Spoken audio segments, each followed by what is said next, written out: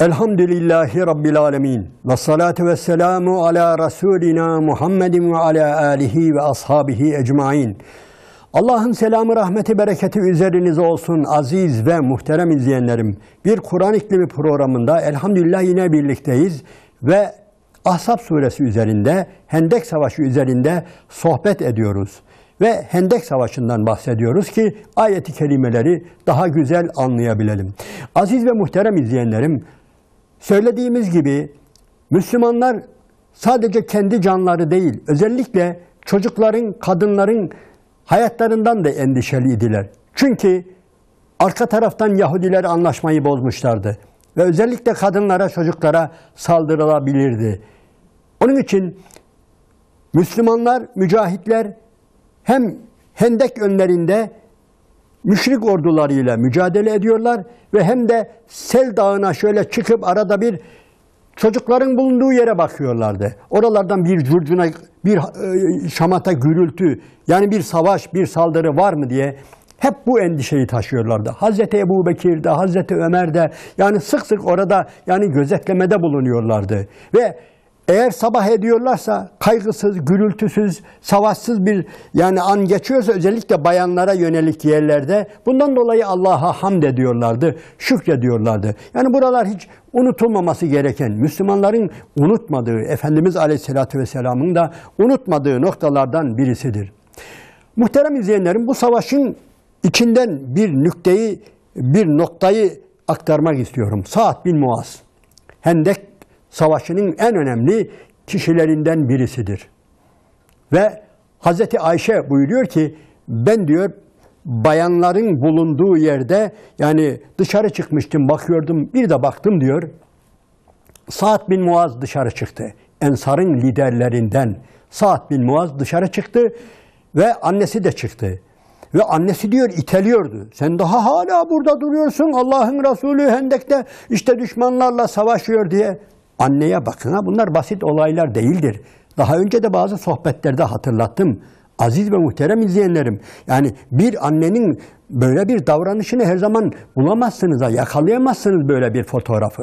En iyi annelerimiz bile söylediğimiz gibi yani bize diken dokunmasın, ayağımıza diken batmasın. Onun için uğraşır, onun için dua eder, onun için öğütlerde bulunur. Öyle değil mi? Aman yavrum, aman evladım dikkat et falan. Şu anneye bakın hele, daha hala burada duruyorsun diyor. Gerçi haşa yani Sa'd bin Muaz öyle biri değil de annesi böyle itekliyor ve dışarı çıktı diyor. Ben eğildim diyor beni görmesin diye Hazreti Ayşe. Yalnız diyor Sa'd'ın diyor, Sa'd miğfer giymişti, Sa'd zırh giymişti. Yalnız kolları dışarıdaydı diyor. Ve endişelendim diyor. Sa'd'ı kollarından vururlar diye endişelendim ve annesine de dedim diyor. Keşke yani zırhını ta kolunun sonuna kadar indirseydi, öyle bir imkan olsaydı diye annesine de söyledim. O da Allah'ın dediği olur, takdiri ilahidir dedi diyor. Ve gitti diyor savaşa. Ve söylediğim gibi hani bu ok yağmuru var ya, müşrikler ok yağmuruna tutmuşlardı ya, işte Sa'd kolundan vuruluyor. Hem de kötü bir yerden, yani ana damarın olduğu yerden vuruluyor. Ve kan durdurulamıyor. Birkaç defa Peygamber Aleyhisselatü Vesselam onu dağılıyor, yakıyor, durdurulamıyor. Sonunda biraz hafifliyor. Ve Sa'd Allah-u Teala'ya değişik dualarda bulunuyor. Öncelikle kendisini okla vuran kişiye bir bedduada bulunuyor.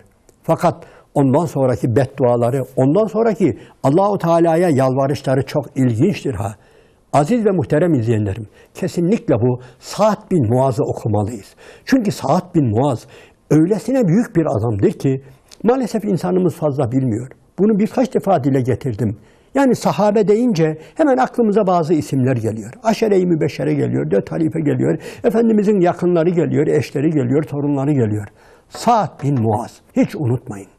Evet, bu mübarek zat öylesine önemlidir ki elini açıyor. Allah'ım diyor. Şu diyor, kafirlerin bize açtıkları problemin sona erdiğini görünceye kadar beni yaşat diyor. Yani şu savaşın bizim lehimize döndüğü anı görünceye kadar, yani zaferle neticeleneceğini bana göster Allah'ım. O zamana kadar beni yaşat. Ondan sonra da beni şehit olarak al ya Rabbi diyor. Ve yine aynı şekilde Allah'ım şu bizi arkadan vuran Kureyze Yahudileri var ya Rabbi. Yani onların cezalandırıldığını da, müstehak oldukları, hak ettikleri cezayı da bana göster Allah'ım. Yani onu göstermeden de eğer öldürmeyeceksen beni o zamana kadar öldürme. Ve ondan sonra da beni şehit olarak huzuruna al diyor. Ondan sonra rivayete göre o anda diyor kan durdu diyor. O anda Sad'ın kolundaki kan durdu. Demek ki Allah-u Teala güzel şeyler gösterecek. Hem bu müşriklerin defolup gittiğini gösterecek ve hem de Kureyze Yahudilerinin sonunu da gösterecek herhalde ki diyor Hazreti Sa'd bin Muaz'ın şeysi diyor kabul oldu diyor. Aziz ve muhterem izleyenlerim, söylediğim gibi Sa'd ashabın en önemli insanlarındandı. Medine'de ilk Müslüman olanlardan ve ikinci akabe biatında bulunanlardan önemli kişilerdendi. İnşallah onun şehadeti, onu da anlatacağız. Vakti gelince şu anda yetiştiremeyeceğiz belli. Eğer hatırlarsanız okuyanlar bilirler. Sa'd bin Muaz aynı zamanda Kureyze Yahudileri hakkında hüküm veren, hakem tayin edilen. Yahudiler öyle söylemiş. Sa'd ne derse biz onu yapacağız, biz onun verdiği hükme razıyız demişler. O vakitlerde gelecek, o bölümlerde gelecek, oraları anlatacağız. Evet, Sa'd'ı olduğu yerde bırakalım. Ve aziz ve muhterem izleyenlerim, bu arada Gatafan oğulları dikkat ederseniz bunlardan çok bahsediyoruz. Çünkü Gatafan oğulları Mekkeli değil, çölde yaşayan büyük bir Arap topluluğu. Uyeyne bin Hısn denilen bir adam var başlarında. Birkaç kişi daha var.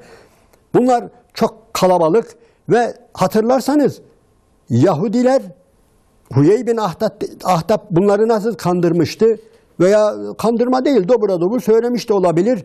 Yani eğer bizimle beraber olursanız, Ebu Süfyan'la beraber olursanız, Muhammed'e saldırırsanız size yani bu seneki Hayber hurmalarının hepsini size vereceğiz diyerek getirmişti. Savaş uzuyor. Müslümanların aleyhine dönüyor. Ve bu yaralanmalar falan oluyor. Efendimiz kendi kendine düşünüyor. Biliyor bu adamlar hurma için geldi buraya. Bu adamlar ben bölebilirim diyor. Aklından diyor ki Efendimiz Aleyhisselatü Vesselam bir kumandan olarak siyaset yapıyor ve diyor ki ben bu Gatafan oğullarını bu savaştan uzaklaştırabilirim diyor. Ve haber gönderiyor. Eğer diyor giderseniz, savaşı bırakırsanız, bizimle çatışmayı bırakırsanız Medine hurmalarının 1/3'ini size veririm diye bir haber gönderiyor. Bunun üzerine görüşmeye geliyorlar. Birkaç kişi Uyeyne bin Hısn yanına 1-2 kişiyi de alıyor. Efendimiz'e pazarlığa geliyorlar. Yok diyor en az yarısını vereceksin falan. Ve bu arada dikkat ederseniz Efendimiz bunu tek başına böyle bir düşüncesi varken bu Ensar'ın liderlerine açıyor konuyu. Deminki söylediğim Sa'd bin Muaz'a, Sa'd bin Ubade'ye, Üseyd bin Hudayr'a, başkalarına açıyor. Ensar'ın liderleri geliyor ve diyorlar. Efendimiz söylüyor, ben böyle düşündüm. Siz ne dersiniz diyor. Dikkat edin, verilen cevap Ensar'ın liderlerinin Efendimiz'e verdiği cevap çok önemli. Ya Resulallah, bunu Rabbin mi söyledi? Böyle bir anlaşmayı yapmayı sana Rabbin mi emretti? Eğer Rabbin emrettiyse zaten bize söz düşmez. Efendimiz de öyle diyor. Zaten Allah-u Teala emretmiş olsaydı sizi çağırmazdım bile. Size danışmazdım bile. Doğrudan yürürlüğe koydum. Peki ya Resulallah bu kendi düşüncen mi? Kendi düşüncense buna da saygı duyarız. Bunu da kabul ederiz. Öyle düşünüyorsan sen, kendi düşünsen, yok eğer bize danışıyorsan, madem bizi çağırdın, bize danışıyorsan herhalde bu biraz daha esnek bir konu, öyle değil mi? Evet. O halde ey Allah'ın Resulü, biz de hani bir zamanlar bu Gatafanoğulları gibi müşriktik. Putlara tapardık. Allah'ı bilmezdik, Resulünü bilmezdik, ahireti bilmezdik. O zaman bile biz bunlara eyvallah etmezdik. Biz bunlara sadece misafirken bir hurma ikram etmiş olabiliriz veya satmış olabiliriz. Ama Bir tek hurmamız bunlara nasip olmamıştır bunun dışında. Yani haraç gibi böyle bir tek hurmamız nasip olmamıştır. Biz cahiliyede bile eyvallah etmemiştik ki şimdi Allah'ın Resulü bizimle, Allah bizimle. Biz niye bunlara eyvallah edeceğiz diyor ve koyuyorlar. Ve anlaşma yapmışlarmış, yani bir yazı yazmışlarmış, onu yırtıyorlar ve şey yapıyorlar, koyuyorlar. Ve bu iki adam, Gatafan oğullarının liderleri Uyeyne bin Hısn giderken, yani uzun uzun kendi aralarında konuşmaları var. Yani mağlubiyeti kabul ediyorlar. Müslümanların üstünlüğünü kabul ediyorlar. Peygamber Efendimizin bir gün galip geleceğini kabul ediyorlar. Ve hatta kendi kendilerine, ya biz niye savaşıyoruz ki bu adamla? Bu Müslümanlarla niye savaş? Hele hele niye Yahudileri, ırkçılık damarları tutuyor biraz. Hem bu Yahudilerle niye beraber oluyoruz ki? Kureyze Yahudileri de, biz de onlarla beraber olacağız. Muhammed'e vuracağız. Muhammed en azından Arap diyor sallallahu aleyhi ve sellem. Bu bize yakışmaz diyor. Ve orada yavaş yavaş dönmeler de başlıyor. Yani fikirleri yavaş yavaş değişiyor. Bu konuyu da unutmayalım. Gatafan oğulları bu şekilde biraz, yani ne yapılıyor? Savaştan uzak tutulmaya çalışılıyor. Bu arada bir başka olay oluyor. Bunun da bilinmesinde fayda var. Yani Uhud Savaşı'nın Hendek Savaşı'nın iyi anlaşılabilmesi için, Ahzab Suresinin güzel anlaşılabilmesi için bir de Nuaym bin Mesud olayı var. Nuaym bin Mesud. Kim bu adam? Gatafan oğullarından. Bu adam Müslüman oluyor. Uzatmayalım. Çok uzun da bu adam kendi kendine Müslüman oluyor. Ve geliyor Allah'ın Resulüne. Ey Allah'ın Resulü sallallahu aleyhi ve sellem. Ben Müslüman oldum. Ben sana teslim oluyorum. Ben sana iman ediyorum. Tamam. Peki, yalnız benim şu anda Müslüman olduğumu kimse bilmiyor. Ne Kureyza oğulları biliyor, ne benim kavmim biliyor, ne Ebu Süfyangil biliyor. Kimse bilmiyor. Ben bir şey yapabilir miyim sana? Müslümanlara bir şey yapabilir miyim? İslam'a bir iyilik, bir güzellik yapabilir miyim? Yapabilirsin diyor. Ve dikkat edin, bu İslam tarihinin en önemli casusudur. Efendimizin casusudur. Müslümanların casusudur bu. Efendimiz bunu bu şekilde kullanıyor. Ve öncelikle Kureyza oğullarına gidiyor. Ve bu adamın herkes tarafında da hatırı varmış, bilinirmiş, sevilirmiş, girişken, sıcakkanlı bir adammış. İkide bir bunları ziyaret edermiş. Her vardığımda bana sofra kurarlardı diyor, izzeti ikramda bulunurlardı. Varıyor, Kureyze Yahudilerine varıyor. Efendimiz bir takım talimatlar veriyor. Ve hatta Efendimiz'den şöyle müsaade de alıyor. Ya Resulallah, müsaadenle ben bazen senin aleyhinde bazı şeyler de söylerim. Madem casusluk yapılacak, sanki mümin değilmişim gibi, kafirmişim, müşrikmişim gibi bazı şeyler de tamam diyor. Müsaade sana diyor. Bunları da söyleyebilirsin. Varıyor. Ve Kureyze oğullarına diyor ki, yani dikkat edin, savaş uzadı diyor. Bunlar savaşın böyle uzun süreceğini bilmiyorlardı. Medine'de böyle bir kıtlık olacağını bilmiyorlardı. Develeri, atları yiyeceksiz kaldı. Ölmeye başladılar. Zayıflamaya başladılar. Bunlar gidecek bir gün. Bunlar sizi terk edecekler. O zaman siz ne yapacaksınız bu Muhammed'le? Muhammed sizi tek başına mahveder, öldürür. Esir alır, öldürür. Gidecekler bunlar. Hem düşünün hele, bunların yani çocukları burada değil, kadınları burada değil müşriklerin. Mağlup olsalar bile ne olacaklar? Biraz ölü verirler. Yani bazı adamlarını kaybederler ama yine memleketlerine giderler. Mekke'ye giderler. Çoluklarının, çocuklarının yanına gidecekler. Öyle. Peki siz ne yapacaksınız? Siz nereye gideceksiniz? Yeriniz bura, yurdunuz bura, çoluğunuz, çocuğunuz. Adamlar düşünüyorlar, evet ya sen doğru söylüyorsun. Peki ne yapalım? Benim size bir tavsiyem var diyor. Bunlar gitmesin diyor. Gitmesin ve beraber olun, bu Muhammed'e hücum edin diyor. Dikkat edin. Nasıl? Hücum edebilmeniz için onlardan diyor isteyin diyor. Rehin isteyin. Ama adına rehin demeyin. Onlara deyin ki diyor, Ebu Süfyangil'e gidin, Gatafan oğullarına gidin, ikisine de deyin ki, ya bu savaş niye böyle uzadı? Bize şöyle yiğitlerinizden yani 1000 kişi verin. Bir rivayete göre 1000 kişi, 70 kişilik de ayrı rehine olayı var da bize biraz yiğit verin ve o yiğitlerle beraber bir anda çarpışalım. Biz buradan, siz oradan çarpışalım ve böylece Muhammed'i yok edelim deyin. Bunun yolu bu diyor. Onlar da öyle ya.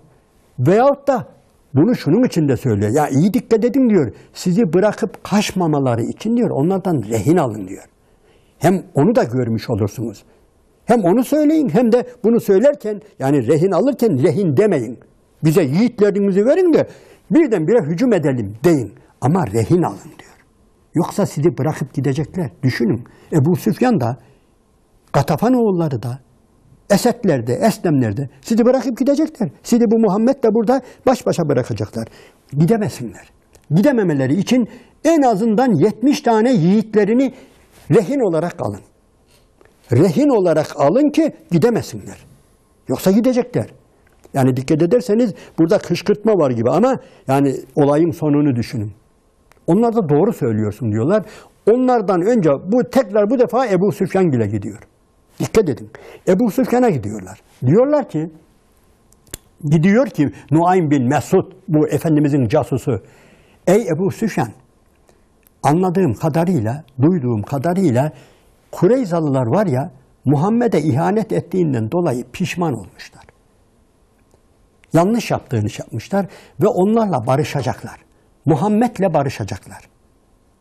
Muhammed'le barışacaklar ama yani onlara, Muhammed'e bir şeyler vermeleri lazım. Onun için sizden 70 tane delikanlı isteyecekler. Onu götürüp Muhammed'e verecekler. Alın, şunların boynunu vurun, bizi de affedin. Ve bu arada daha önce sürmüş olduğumuz Nadiroğullarını da bize getirin. Bunun karşılığında barışalım ey Muhammed diyecekler. Dikkat edin, sizden böyle şey yapacaklar diyor. Yani rehin alacaklar. Kureyş'ten 70 tane delikanlıyı rehin alıp Muhammed'e götürecekler. Ona teslim edecekler. O da onların boynunu vuracak ve böylece barışmış olacaklar. Benden söylemesi diyor. Ve Nuaym oradan kayboluyor bu defa. Gerçekten Kureyza'nın elçileri geliyor. Kureyza'nın elçileri geliyor Ebu Süfyan'a diyorlar ki ey Ebu Süfyan, bu savaş niye böyle uzadı? Bu kuşatma çok uzadı canım. Şöyle artık bir hamle yapalım. Nasıl? Yani bize biraz yiğit verin. Bize biraz yiğit verin. Biz buradan, siz buradan bir gece ciddi bir baskın yapalım. Ondan sonra ortadan kaldıralım bunu Muhammed'i diyorlar. Sonra Ebu Süfyan demek ki Nuaym'in dediği doğru. Bunlar bizden yiğit isteyecekler ve saldırmayacaklar. Onları esir alacaklar, bizim verdiğimizi rehin alacaklar, götürüp bu Muhammed'e teslim edecekler ve böylece yani barışacaklar ve biz burada mahvolacağız. Hem yiğitlerimiz gidecek hem de Yahudilerle şeyler beraber olacak. Tabii Huyey bin Ahtab'ı tutuyor. Bu ne hal ya? Bu ne demek? Sen bana dememiş miydin ki işte Mekke'den bizi kaldırıp getirirken Kureyzalar bize şöyle olacak. Ne bu durum nedir diye birbirlerine düşüyorlar. Dikkat ediniz. Aziz ve muhterem izleyenlerim. Bu arada olup bitenler derhal Peygamber Aleyhisselatü Vesselam'a da bildiriliyor. Yani burada Efendimiz birkaç defa yani bu savaşta el harbu hud'atun, harp hiledir şeysini de hem bu casus için hem bir başka davranışlar için bunu bu şekilde Efendimiz uyguluyor. Ve dikkat ederseniz yavaş yavaş iş çözülüyor. Yani Gatafan oğulları gevşemeye başlıyor. Kureyza oğulları bu şekilde yani şey yapmaya başlıyor. Yani kendilerini kurtarmaya çalışıyorlar ve artık öbür tarafta ne oluyor? Güven kalmıyor ve bu arada işte Allahu Teala'nın bu surenin ta başında okuduğumuz fe erselna aleyhim rihan ve cunuden lem teravha diyor. Biz onlara rüzgar göndermiştik ve sizin görmediğiniz askerler göndermiştik size diyor. Ey Allah, ey Allah'ın Resulü, ey Resul, ey müminler, hatırlayın Allah'ın nimetlerini. Ya eyyühellezine amenü zkuru nimetallahi aleykum iz caetkum cunudun fe ersenna aleyhim rihan ve cunuden lem teravha. Evet, bu ayeti kerime burada hem savaşın başladığını haber veriyor hem de sonucunu da haber veriyor. Yani Allah'ın nimeti sayesinde Allah'ın gönderdiği rüzgar öyle bir rüzgar gönderiyor ki aziz ve muhterem izleyenlerim çadırlarını başına geçiriyor. Hepsi var ya inanınız kafirlerin aklı başında olan hepsi diyor ki rüzgar diyor resmen bizimle savaşıyordu diyor. Rüzgar diyor resmen diyor bize savaş açmıştı diyor. Her şeyi tepemize geçiriyordu. Yemek kazanlarımızı, kumanyalarımızı, çadırlarımızı, hayvanlarımızı birbirine katı veriyordu diyor. Ve tabii Allahu Teala bir de sizin görmediğiniz ordular göndermiştik diyor. Biz buna iman ediyoruz. Ve biz zaferin Allah'tan olduğuna inanıyoruz. Hendek Savaşı'ndaki zaferinde, diğer zaferlerinde Allahu Teala'dan olduğuna iman ediyoruz. Bu Hendek Savaşı ile ilgili bölümü burada noktalayalım. Bitirelim. Çünkü biraz da İslam tarihinin işi, ama Kureyza Savaşı ile ilgili de bir sohbet yapacağız. Çünkü Kureyzalar ne oldu? Herkes merak ediyor. Bu ihanetin sonu nasıl neticelenecek? Bunu öğrenmek, anlatmak, öğrenmek hepimizin boynunun borcudur. Ama bir şey söyleyerek sohbeti noktalayalım. Defolup gittiler ya, yani Kureyş ordusu defolup gitti ya, işte Efendimiz de buyurdu ki, işte bu onların buraya son gelişidir. Bundan sonra biz oraya gideceğiz. Bundan sonra biz oraya gideceğiz. Hani Fetih Suresini işlerken bu konulara temas etmiştik. Artık hep onlar buraya geldi. Bedir'de geldiler, Uhud'da geldiler, Hendek'te geldiler ve bitti. Bundan sonra artık müminler, Müslümanlar Medine'den kalkacak ve Mekke'ye gidecek. Bu bir dönüm noktasıdır. Allah-u Teala günümüzde de aynı şekilde müminlere böyle müşahhas, somut zaferler nasip eylesin. Allah-u Teala içerisinde bulunduğumuz, kafirlere karşı içinde bulunduğumuz zilletten bizleri izzet dönemine inkılap eylesin. Allah'ın selamı, rahmeti, bereketi üzerinize olsun aziz ve muhterem izleyenlerim.